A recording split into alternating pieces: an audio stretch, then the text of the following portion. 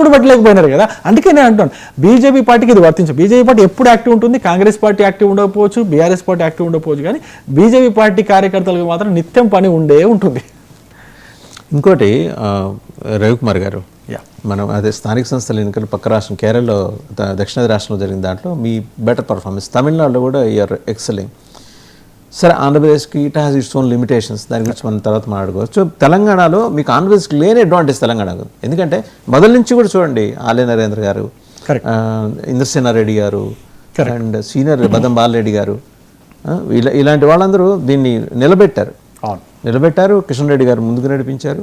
ఇప్పుడు ఏంటంటే ఒక డెర్త్ కనిపిస్తుంది, అంటే ఒక లోటు కనిపిస్తుంది, గ్యాప్, ఏదో నాయకత్వానికి కార్యకర్తలకి మధ్య గ్యాప్ కనిపిస్తుంది. దాన్ని పూడ్చడానికి రామచంద్రరావు గారి దగ్గర ఉన్న ఫార్ములా ఏంటి? నేను అదే చెప్తున్నాను సార్. ఇంతకుముందు వరకు కూడా తెలంగాణలో మనకున్న అడ్వాంటేజెస్ ఏంటి, తెలంగాణలో మనకున్న డిసడ్వాంటేజెస్ ఏంటి, డిసడ్వాంటేజెస్ని అడ్వాంటేజ్గా ఏ విధంగా మార్చుకోవడం. ఇప్పుడు మాకున్నటువంటి అడ్వాంటేజెస్ ఏంటంటే యాడెడ్ అడ్వాంటేజ్, ఇవన్నీ కూడా నేను చెప్తున్నాను.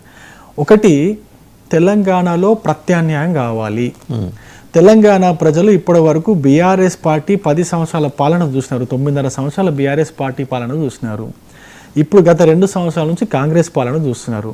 9.5 సంవత్సరాల బీఆర్ఎస్ పాలనలో వాళ్ళు చేసినటువంటి అభివృద్ధి గ్రామం నుంచి స్టార్ట్ చేస్తే పట్టణం వరకు ఎక్కడైనా ఏమైనా కనిపిస్తుందేమో ఒక్కసారి నాకు చూపించండి. ఒకటి.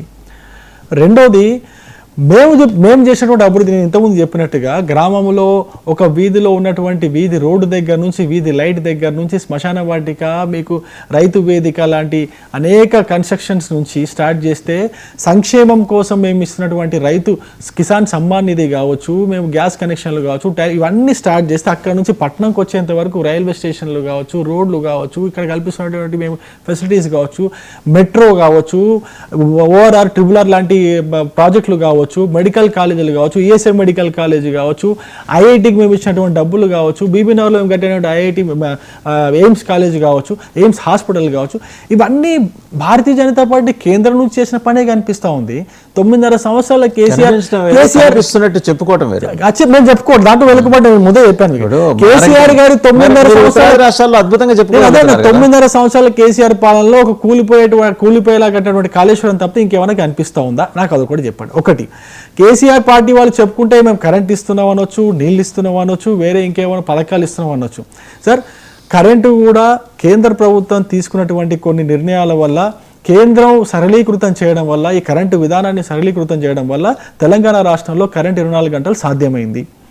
నీటి విషయానికి వస్తే మేము తీసుకున్నటువంటి నిర్ణయాలు కొని, ఈ నల్ సే జల్ అనే పథకం తీసుకున్నది మేము సార్, వాళ్ళు కాదు. మేము తీసుకోవడం వల్ల ఇప్పుడు ప్రతి ఇంటికి, మారుమూల గ్రామాల్లో కూడా ప్రతి ఇంటికి నల్లతో నీళ్ళు ఇవ్వగలుగుతున్నాం. అది కూడా మాదే. ఇంకేం చెప్పుకుంటారు సార్ వీళ్ళు?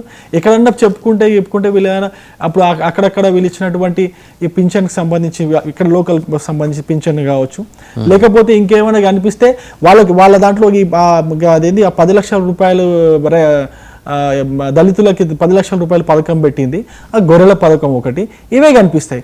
దాంట్లో కూడా అవినీతి మనం చూసినాం కదా.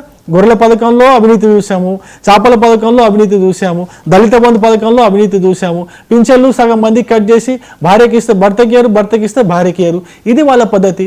మీకు చూసిందల్లా రైతు బంధు ఒకటే. రైతు బంధు రాళ్ళు రప్పలకు అసలు వ్యవసాయం చేస్తున్నారా లేదా? ఎవరికి ఇచ్చారు సార్ రైతు బంధు? రైతు బంధు కేవలము ధనికులకి, మోతుబరి రైతులకే ఈ రైతు బంధు పథకం ఇచ్చారు, కానీ ఎవరికైనా అసలు నిజంగా కావాల్సిన వాడికి ఇచ్చారు రైతు బంధు? ఏదన్నా అసలు పథకం వీళ్ళ హయాంలో స్పష్టంగా జరిగిందా? లాస్ట్ బీఆర్ఎస్ గవర్నమెంట్ లో మంత్రులు కూడా అందుకున్నారు కదా, మంత్రులు కూడా తీసుకున్నారని చెప్తున్నారు కదా. మల్లారెడ్డి లాంటి 100,000 కోటీశ్వరుడు కూడా రైతు బంధు తీసుకున్నాడు. దానివల్ల ప్రభుత్వ ఖజానాకి వీళ్ళు పెద్ద బొక్క పెట్టారే, కానీ వీళ్ళు చేసింది ఏముందని, రాష్ట్రానికి ఏం చేశారు? ఒకటి. ఇప్పుడున్నటువంటి కాంగ్రెస్ పార్టీ, ప్రజాపాలన పేరుతో మార్పు కోసం వచ్చినటువంటి కాంగ్రెస్ పార్టీ వచ్చి 2 సంవత్సరాలు అవుతుంది. రాగానే ప్రజాపాలనలో అసలు అదేంటి, ఆ ప్రజాభవన్ దగ్గర 1 కిలోమీటర్ల క్యూ లైన్లు పెట్టి 1000 కొద్ది అప్లికేషన్లు తీసుకున్నారు, గ్యాస్ కోసము, రేషన్ కార్డు కోసము, ఆ